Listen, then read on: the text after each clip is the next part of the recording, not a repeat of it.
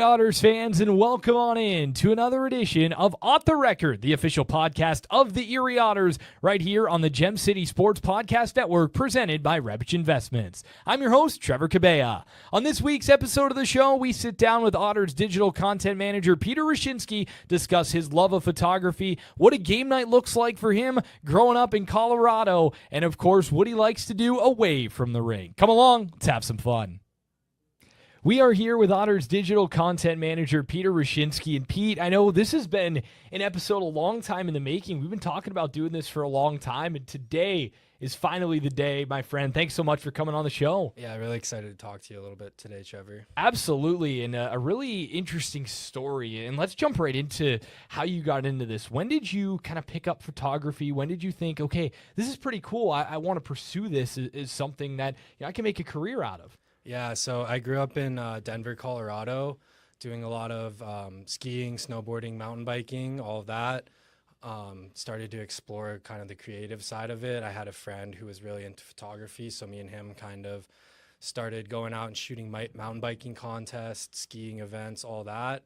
And from there, I kind of started to realize that it might be a career path for me. So I went to Colorado State University, got a media communications degree, and here I am now.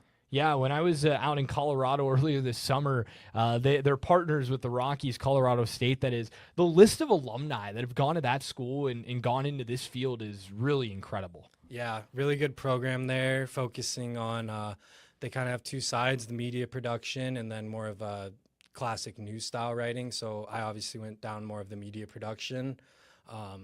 And I still use things that I learned every day in school to help me now, so I couldn't be more grateful for my education. Yeah, fantastic stuff, and I imagine the Colorado State, Colorado football games were always a joy. Yeah, definitely got down to a couple of those. They used to play it in Denver where the Broncos play, so that's cool. Always electric atmosphere. And Colorado State is like in Denver proper, right? Colorado State's in Fort Collins, so we're about an hour and a half. Oh. I grew up in the Denver area though, so not too far. Not too far from home. Not too far from home at all. And then from there you end up in the SPHL, which is a league that you've heard a lot about. It if you know my old broadcast partner Sean Bednard, of course, former voice of the Fayetteville Marksmen. For you, the Huntsville Havoc was where you got your start. Talk to me a little bit about the SPHL, what that experience was like, and how it kind of grew from there. Yeah, so like you said, I was an intern for the Huntsville Havoc of the SPHL. Worked with a great guy there, Lucas Kalish.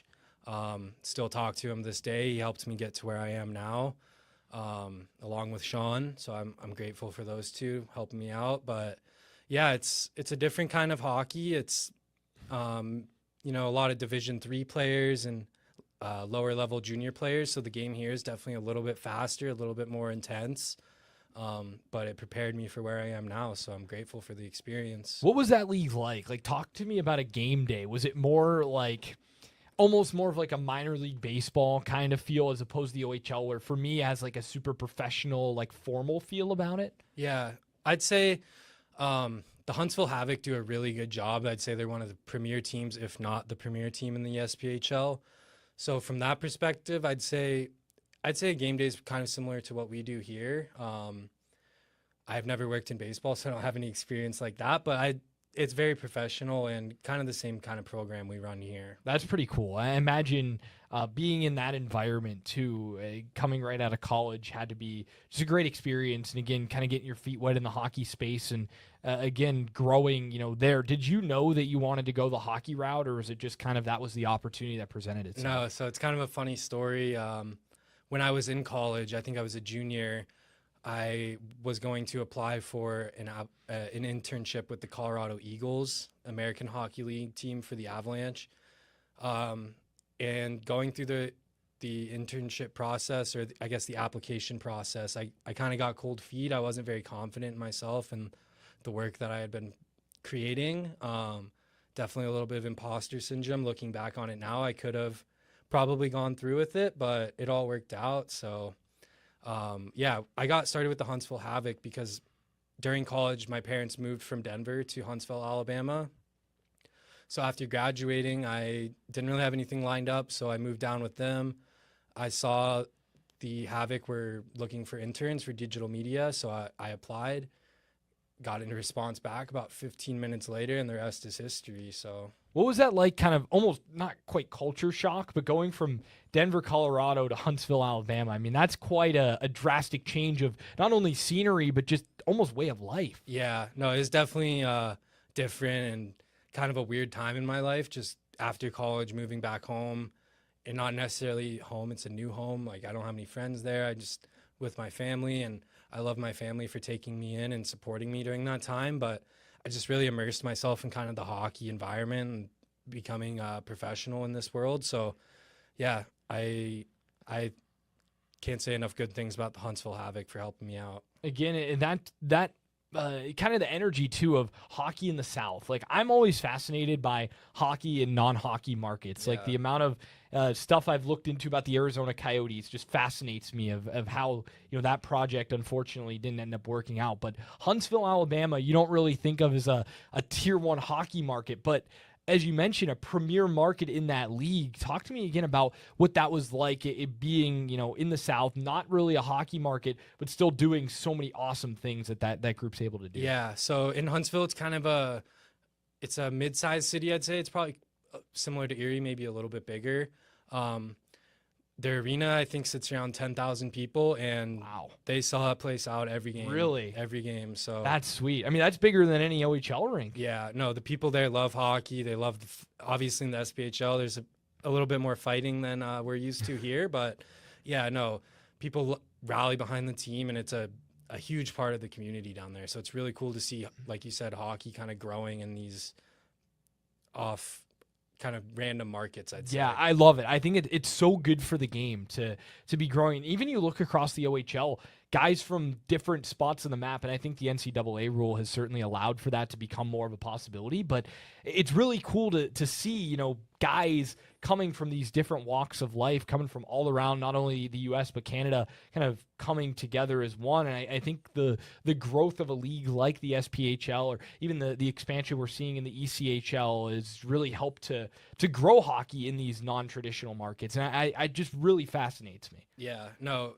it's, they're pretty close to Nashville. It's about an hour and a half. So, like, if you think about it from that perspective, you're getting more fans interested in minor hockey and local hockey, but eventually that grows and they become interested in the Nashville Predators or the Tampa Bay Lightning, regional teams to that area. So it's really cool to see. That's pretty sweet. And not bad being that close to Nashville either. I've never been, but I've heard just such incredible things. Yeah, no, I've never been either. Really? I've driven through a couple times. A lot of traffic, big city, but yeah, seems really cool. Absolutely. Well, let's transition a little bit to your time now with the Otters. Talk to me about when the opportunity came about, and when you were looking and what you were looking for, and how this all kind of came together. Yeah, so after my internship with the Havoc ended, definitely was still looking to continue in the sports industry, specifically in hockey, just because that's what my experience had been up to that point.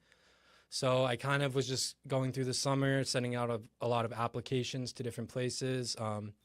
Still kept a good relationship with my internship manager, Lucas. But from there, I basically was just kind of applying to different things. And one day he reached out to me, said he had a connection with somebody in Erie, Sean. So from there, I kind of started talking to Sean a little bit and some other people who are no longer with the organization. But yeah, they offered me the job. I think I moved up here 2 days after they offered it to me. Wow. 25 days before the regular season started. So I was kind of just thrown into the fire from there. But I've loved every minute of it. Yeah, I was going to say, I remember it being pretty close to the start of the season, because I remember meeting you like right before the season. That would have been my second year of my internship with the group, and it was like, hey, here's Pete. He's our new photographer. I'm like, well, that's quite the turnaround. Yeah, no, it was definitely a little tough at first. I think on one of my first days in, we had a meeting and they came into the meeting with 3 printed pages of stuff to do, single spaced 12-point font. Yeah, so just started getting going on it, and here we are now. Shut the door, lock it up, and just go grind. Yeah, man. Couple late nights, couple early mornings, but love it. That's so sick. So talk to me about, what a game night looks like for you. What are you typically trying to get out of it? What are you trying to shoot? Is there anything specific that, really, drives you on a game night? Yeah, so we can start in the mornings. Usually I come in, I load all the graphics and videos and anything we might need up onto the video board. So we get that all set, have a little downtime, maybe make a couple graphics, get some things ready for the night ahead. And then around 4 p.m., I go downstairs and I take pictures of the guys walking in.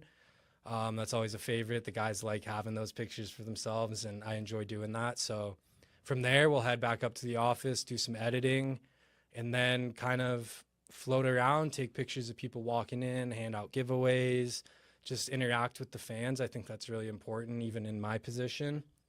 And then around 6:25, I head downstairs, talk to the equipment staff, just kind of chop it up a little bit like we're doing now, maybe get a little inside info for the game, what to look for, who to look at.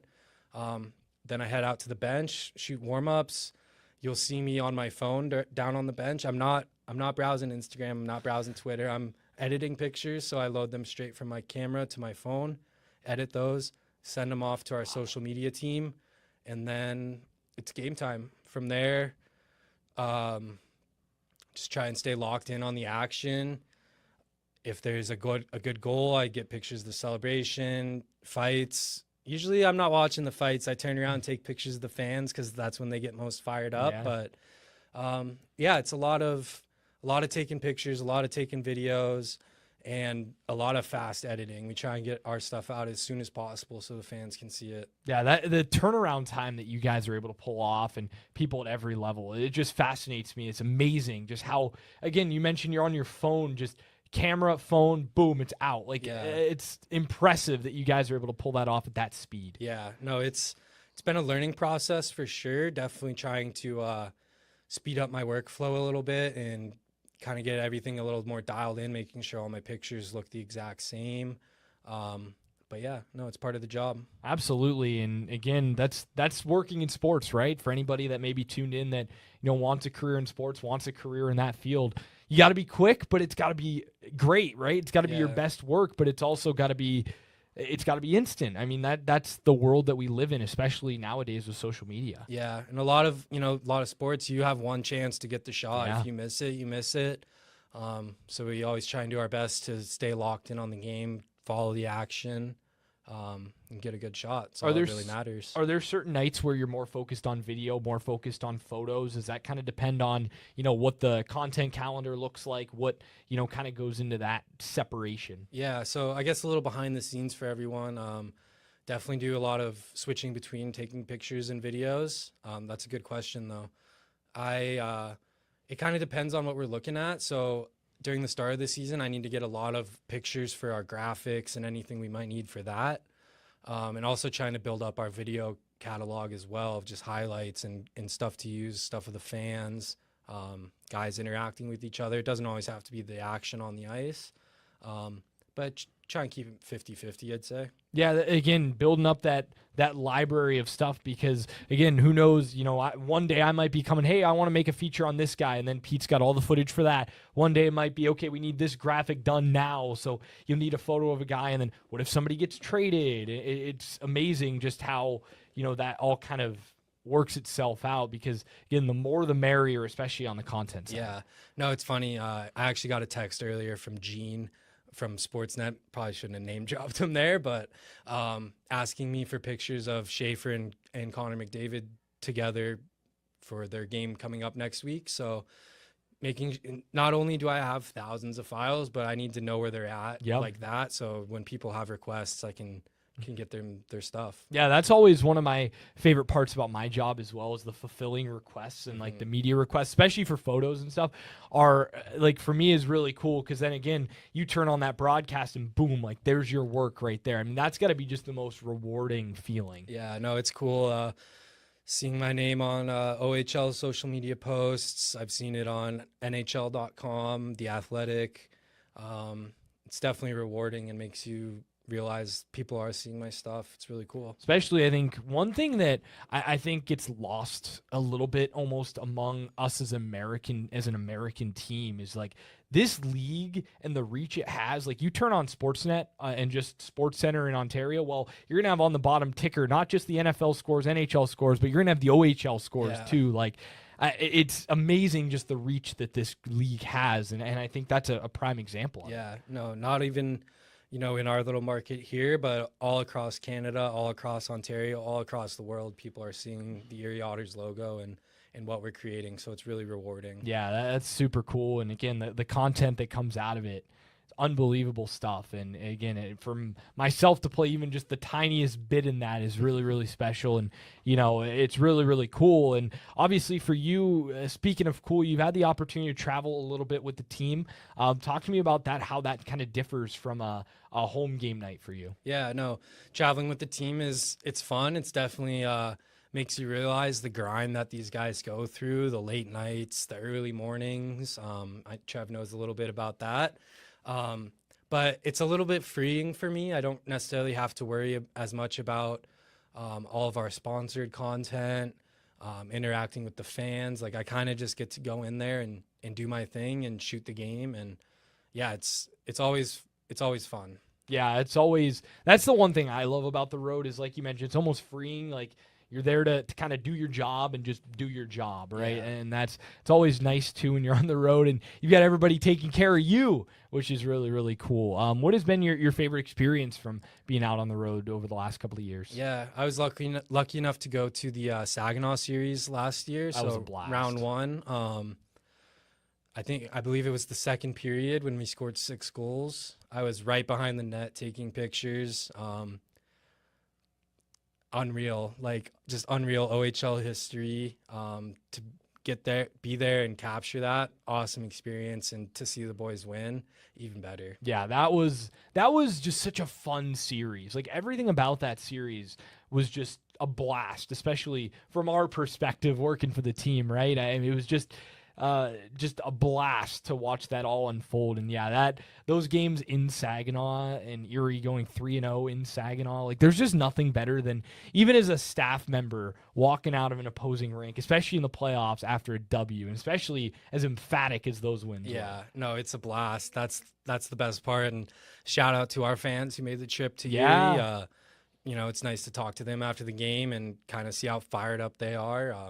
But yeah, no, great experiences traveling with the team. What's been your favorite rink that you visited so far around the OHL? Oh, my favorite rink. I really like Kitchener, the Memorial Auditorium. Just absolutely, it's just massive when you're down on ice level. You look up at the stands and it's just a sheer wall of seats. Keeps going. I'm excited to get up to Sioux. We're going to do that trip this year, so get to check out a couple new ones. That'll be cool. Yeah, the Dort Financial Center in Flint, one of my absolute favorites. Always enjoy. It's amazing, too, to hear, like, what makes a rink better than another for you, because for me, it's about sightlines. For you, it's all about lighting is different. Yeah. Like, that's got to be an interesting, thought. You walk in and, man, it's kind of dark in here. That's not ideal. For you, you would certainly not want to make a trip up to the North Bay Memorial Gardens because it is not the brightest of rinks there. But, talk to me about that kind of feeling when you walk in. Yeah, usually when I get to a rink, first thing I'll do is head up to the very, very top row, just get a cool shot of the rink as a whole and just kind of take it in, scope it out a little bit. From there, I'll head down to the corners, see if there's any camera holes. A lot of times at Canadian rinks, for whatever reason, they're not very fond of the camera holes. So do a lot of shooting through the glass when I'm on the road, but no worries there. There's some cool spots in the league too, like in Niagara. I got to go between the benches. That was a really cool experience to be that close, kind of open air to an OHL game right next to the bench. But yeah, it's usually I get to the rink and kind of get my camera set up. I'll go shoot a couple test shots, test out the lighting, and we'll go from there. Yeah, that's got to be sick, right? Between the benches, I know Tim gets the opportunity to do that game in and game out, but he's got a big pane of glass in front of him. There is not that in Niagara. I mean, that probably could have gone south pretty quick there. You got to keep your head in a swivel. Yeah, had a little scare there. Kind of play in the neutral zone. Couple sticks come in, check the puck up, kind of flops towards me a little bit, but Yeah, definitely would be ducking out of the way if I saw anyone. Not going quick. Noah Earlet and getting the glove up there to make the stop. No, I think I'll save my face and my camera. I'll get out of the way. Yeah, the equipment goes first, right, in that situation. Yeah. Oh, yeah, my- for sure. They make you wear a helmet there, right, between the benches? no helmet. No helmet. You're just out there just letting it rip. Like old school hockey, Chev. That's the way it should be, I guess, right? No, that's such a cool spot. I know Tim was mentioning to me earlier in the office, like, wow, I wonder if they'd let me go down there and do the game. I'm like, Pete's coming on the trip, man. That's the photo spot. So Yeah, sorry, that Tim. was a pretty lopsided Otters win that you got to do there last year. Ty Henry's first NHL Yeah. goal in that game. So again, being that close when your team wins, I think 9-3 was the final. Yeah. Like that's just got to be so sick. And then again, the content that comes out of that, unbelievable. Yeah, especially being that close to the bench. It's kind of rare you'll get a photo camera that close. So definitely some unique angles and just different shooting perspective is always cool. Yeah, that's got to be unique. Where's your favorite spot in a rink to shoot from? My favorite spot in the rink, at home, it's definitely in the corners by the camera hole. I also really like kind of, if you're familiar with the Erie Insurance Arena, you'll see me kind of in front of the Zamboni door on the east end. A lot of good access there. I like kind of shooting like a straight angle behind the goalie out. You get some cool angles like that. But anywhere where I can go, I'm not going to complain. Yay, there you go. That's a pretty cool one, too, because there's not a ton of places where you can get directly behind the net. You'll see in Brampton that's one that you can, but, like, yeah, usually you're off to the side. I know some of the rinks have kind of, like, at the hash marks, they'll have a camera hole, but to get, like, directly behind the net, I mean, that's a pretty cool spot to be, especially for any goal mouth activity or in the second period when the Otters are shooting toward that net. Yeah. Definitely enjoy going up on the catwalk too. Have a little fear of heights, but if you don't look down, it's not too bad. No, it's not bad. Just look through the camera. Don't look through your eyes. But yeah, no. You can get some really unique angles up there too, and some cool little video stuff, right? That turns into that. How about maybe the other part of your job, the editing process? Walk me through what goes through, putting together these videos and these big projects. What goes into that, the time, everything that kind of comes through that process? I guess for kind of an example, I'll go with the first episode of our documentary series, In the Den. We followed the team through orientation camp, through their scrimmages, their workouts. So a lot of filming on the front end, definitely. Probably over 10 hours of footage that I have to comb through, find what I like. Like I said earlier, it's not always like you're not always looking for a good on ice goal or a hit. Like sometimes you're just looking for the back of a guy's head and the camera kind of catches focus and it turns into a cool shot. So a lot of combing through just random clips, a lot of time listening to music. That's a big part of my editing process is the music. I think it kind of drives the video, drives the narrative. So I spend a lot of time with my headphones on. Basically from there, I'll kind of get my rough clips, lay them out on the timeline, add in my music, do some sound effect stuff, some coloring, whole process. For that video in particular, it probably took about a week of just pure editing for me to put together, not including the tests. Once I cut the video, I like to bring it home, watch it on my TV, watch it on my phone with my headphones, even play it in the car, just to kind of make sure it sounds good everywhere and not just with my studio headphones on my computer. But yeah, it's definitely a lot of time behind the computer screen. Were you a big film guy growing up? Was there like a film that maybe you model your style off of or really liked the way stylistically it was shot? Yeah. None that you would know. Like I said earlier, Yeah. A lot of skiing, snowboarding, skateboarding films. That's kind of, I think, where I drew a lot of my inspiration from and still do. Yeah, that's really fascinating. And again, I think that kind of tells the Colorado story. And I feel like it melds very well with hockey and kind of the story that you're looking to tell with a hockey player as opposed to somebody flying down a mountain there. I mean, it's pretty unique. Yeah, definitely. Hockey is a very fast-paced, high-intensity sport, similar to those action sports I just mentioned. So there's a little bit of crossover there. A little bit of crossover for sure. And again, that editing process, that is one thing that I've never really – I can do audio editing, video editing, man. whew, it can get to me. So again, those long hours, I mean, very admirable of just kind of, again, you just get in there, you just lock in and just kind of grind out the video, right? Yeah, a lot of times I'll kind of camp out till everyone leaves the office, and then it's go time from there. Next couple hours, I'm just sitting at the computer, not looking up, just locked in. Yeah, is that when you feel like you almost get your best work done, when you can just everybody just it's just you and the computer? Yeah, for sure. Yeah, I was kind of the same way with schoolwork, right? Yeah. Like I would always wait till everybody went to bed, and then I would just do my schoolwork, and I would just lock right in and I feel like it would just go faster. It would just be easier because there's no distraction. It's just you and your computer, and it's almost kind of the same thing with that process, right? Yeah, I mean, especially working with a lot of large files and stuff, it definitely I have a really nice computer in the office, but it definitely goes through some tough times. Oh, I can imagine. Yes, I can imagine. I know how that goes for sure. Let's step away from the rink a little bit. Talk to me about what you like to do away from the rink. I know big golfer, which is a very popular answer on this show. Yeah. But yeah, what do you like to do away from the rink? Yeah, obviously, kind of moved around a little bit in the past few years, but finally starting to feel settled in here in Erie.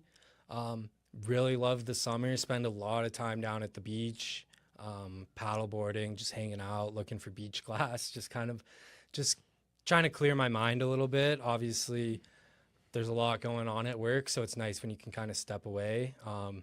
Love traveling. Got to check out Pittsburgh and go to a Pirates game this year. That was awesome. Yeah, just I don't know. I just try and kind of chill out, get outside.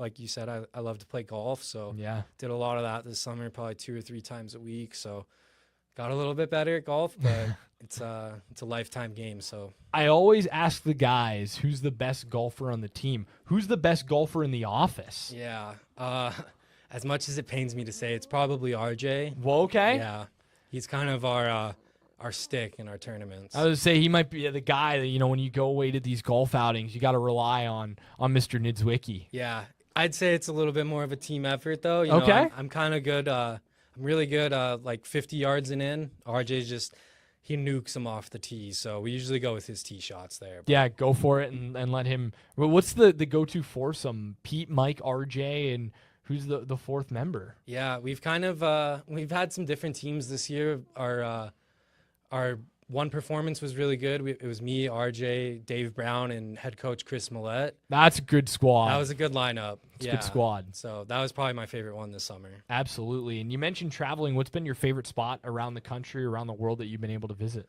Ooh, back in 2018, I got to spend a week at Mount Hood, in Oregon. Okay. So me and my buddies, we went out there. We camped out for a week and went snowboarding every day out there on the glacier. So it's in the summer, but it's Mount Hood's a active volcano, or That's pretty or sweet. dormant volcano. Yeah. I'm not really sure, but It's a basically- volcano. Yeah, it's a volcano. But there's a big glacier on it, so Oh, that's they cool. have it open all summer for snowboarding and stuff. So we went out there. It was awesome. That's pretty sick. Yeah, Yeah. that's got to be a lot of fun. That's a spot I've never really been to. I've been up into Washington, but never into Oregon. That would be, I imagine, very scenic and beautiful, right? Even this time, even in the summer. Yeah, even it's so green, so lush. Even I say this all the time. Even when it's raining there, Pacific Northwest is known for that. But even when it's raining there, it's beautiful. You just Great area You of the see country. the green in the background, and it's just awesome. Yeah, I really enjoyed it. I've only been to Seattle out there on a baseball trip, but like just the views of Mount Rainier there and like the greenery and just it's a kind of a similar yet different landscape. It's strange how it feels like much greener than it does here in Northwest Pennsylvania. But when you go on these trips, do you bring the camera? Are you much of a photographer away from sports? Are there other things on top of sports that you like to video and take photos of? Yeah, back when I used to do a lot of hiking, overnight trips, and all that, I used to bring my camera a lot on those. But nowadays, I basically I have my phone with me all the time. So It's amazing how good the phone cameras Yeah. are. I'll give you a little trade secret. A lot of the content that you see, whether it be sound bites, whether it be our media availability from us, like a lot of it is shot on iPhone. We use phones a lot, and it's because the quality it's good enough. Like it does the job. Yeah, I know a couple little hacks to make my pictures look Okay. a little bit better than the casual picture taker. So 100%. It's amazing just the technology. I know there was a Major League Baseball game end of September that was shot completely on iPhone. Like incredible. Yeah. And we're not trying to sell you any products here on the show, but man, like it's wild what you bring that in your pocket. Then you don't have to lug the big backpack around, especially if you're going on a hiking trip. You're already carrying a bunch of stuff, not to mention a camera on top of that. Like it definitely lightens the load a little bit. For sure. So, again, while you're in Erie, I know you're a big food guy as well. Talk to me about some of your favorite restaurants. I know that's a big passion of yours as you travel abroad. Yeah, no, definitely like going out to eat. I love cooking at home too, but there's something about going out to eat and just trying new cuisine, trying a new restaurant. Here in Erie, my favorite restaurant I've been to is probably Bar Ronin. Okay. Really good Japanese fusion spot. Which have really good burger for you there. Oh, okay. Very good. Good burger. Love a good burger. Tried the new Serafini's restaurant. They just opened. Great Italian food. Great spot downtown. Definitely will be going back there. What are some other spots that you've really enjoyed around the country? Around the country that you've been to? Because I remember when you went to Vermont last year, the spot you were supposed to go to didn't work out. I was supposed to go to the Stowe Sandwich Company. Yeah. And I was driving past there in the morning, and there was a bunch of fire trucks outside, and I was like, oh, crime scene or something must have happened. Lunchtime rolls around, I look it up on Facebook, and all I see is a post that the place burned down. So it's such a shame. Missed out on the. That's a wild. Yeah. Like. Was kind of excited to try it too, so that sucked. But yeah, Stowe, Vermont, another cool spot of the country. I've been up there for the Ben and Jerry's factory. My aunt used to work at Derby Line, the border up there that connects you to Quebec. And it's a unique part of the country, Burlington. Kind of boring driving through, but like the greenery in the mountains, pretty cool to see. Yeah, beautiful. Obviously, growing up in Colorado, I'm used to mountains, but I was very impressed by the scale of them. They were a little bit bigger than I was expecting. Not quite the Rocky Mountains, though. I mean, I had just the best time when I was in Denver in August of this year. Just the sunsets, the mountains, like everywhere you go on a clear day, you see the mountains. Yeah. Like, what a cool spot of the country. Yeah, you always know which direction west is because that's where the mountains are. Yeah, like I would 100% go out there again. I mean, there's so much to do, so much to see. I mean, that had to have been a great spot to grow up again, and just how much you can do there. Yeah, no, definitely super, super lucky to grow up in Colorado, especially as you get a little older and kind of see more around the country, see places where other people grew up in. Yeah, I was super lucky. I used to go to Breckenridge, Colorado every single weekend to go skiing, and, talking to people as I got older, like, going to Breckenridge for one weekend was the highlight of their winter or their childhood, but that was just normal for me. That was every week. So super grateful for those experiences. So were you a big skier, snowboarder growing up, and do you have the opportunity to do that here now, like Peak and Peak, some of the other spots around? Yeah, definitely loved skiing and snowboarding growing up. Really good at both. Haven't had the opportunity to get out there to Peak and Peak here yet, but hopefully we get some good snow this winter, and you'll see me out there on the slopes. You were out there. Were you out there with the guys when they did their ropes? No, you didn't get to go. That would have been pretty cool to do. I mean, again, that's one thing I don't think I could have made it through just the sheer amount of workout that was. But really cool opportunity for the guys there. That would have been another cool little photo chance. Yeah. I was probably busy editing some stuff in the office. Yeah, grinding in the office, man. That was the week of the home opener, right? Or like right before. Yeah. It was a pretty busy time. If you've ever worked in sports, the home opener is always the craziest game. No matter what happens, playoffs, like anything, home opener is the craziest, except for last year. Let's talk about McDavid night. I don't know how we didn't get to that yet. You're wearing the hoodie right now. What a special night. Talk me through what that night meant to you and just some of the content that was able to come out of it. Yeah, unreal to be a part of that. never something I expected when I took this job on, to be part of a night like that. But yeah, it was a whole whirlwind. It's looking back, it's a blur, but luckily we have the pictures and the videos to kind of bring back our memory. But yeah, it was really cool. I got to meet Connor before his press conference and just kind of followed him around throughout the night. Got to make the highlight for me was making his highlight video. Unreal. Yeah. Great. Like that, I think you've done some unbelievable work. That one for me is like, that's the magnum opus. Man. Yeah. Like that was I remember, I don't know if I even saw it until it went live, like on the video board. I was like, wow, that was, and it just felt like it really brought the night together. Yeah. I think we tried to go kind of with a unique approach to it. I pulled some clips of Connor when he was like 8 years old playing hockey, and luckily enough, found some similar clips from when he played with the Otters, basically almost like the exact same plays. So I was able to kind of build from that, and then we incorporated some of his. You can't tell the story of Connor McDavid without showing his NHL highlights. Like, he is the best player. So just kind of tied it all together, tried to show everyone in Erie, like, this is the guy. Like, there's a reason we're doing this tonight. So that was definitely a career highlight of mine so far. Yeah, that was a really special night. Just being around, being a part of it, and just everything that went into it was just unbelievable. Just the scale of that night and what all went into it, and how it unfortunately didn't work out on the ice. But again, in 10 years, nobody's going to care what happened on the ice. Like 6-2 was the final. Who cares, right? Like 97's in the rafters, and that was just incredible. Like the sheer magnitude of everything there. Yeah, seeing the people of Erie come out and support the team. Every single seat in the building was occupied, like, and all the T-shirts and just the visual of all the T-shirts on the seats. Yeah, definitely one of the best nights I've ever been a part of. Yeah, that was a lot of fun. Well, as we kind of wrap things up here, talk to me about kind of what the future holds. What are you looking to do in terms of growth here? And, what does maybe the next 10, 15 years look like? I know that's a very loaded question, but. Yeah, no, definitely excited for what we've got in store for the rest of this season. We've been working on episode 2 of our documentary series, so we'll be wrapping that up here soon.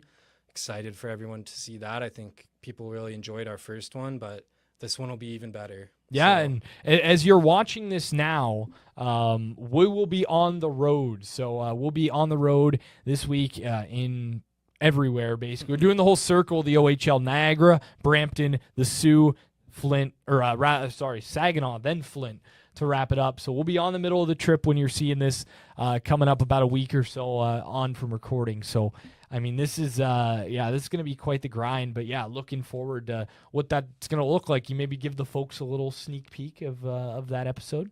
Yeah. Without giving too much away. Yeah, no, definitely going to show some behind the scenes of the hard work our equipment staff puts in. Can't say enough good things about Mark Childerley and the rest of the crew down there. They put in a lot of work, especially for a long road trip like this. So, you guys will get to see some behind the scenes of that, and then we'll cover the games and maybe even show a little bit of Trev behind the scenes too. So you never know. Nobody wants to see that. Nobody wants to see that at all. But man, this has been a pleasure. It's been a blast. Thanks so much for taking some time joining me on the show. Yeah, glad we finally got to make it happen. I know it's been a long time coming. Yeah. Finally able to get it going. Peter Wreschinsky here on the Record. That's going to do it here for another episode of the show. Thank you so much for joining us. We'll be with you 1 week from tonight again on the Gem City Sports Podcast Network, presented by Rebbich Investments. Thanks so much for joining us. We'll see you again on another edition of Off the Record.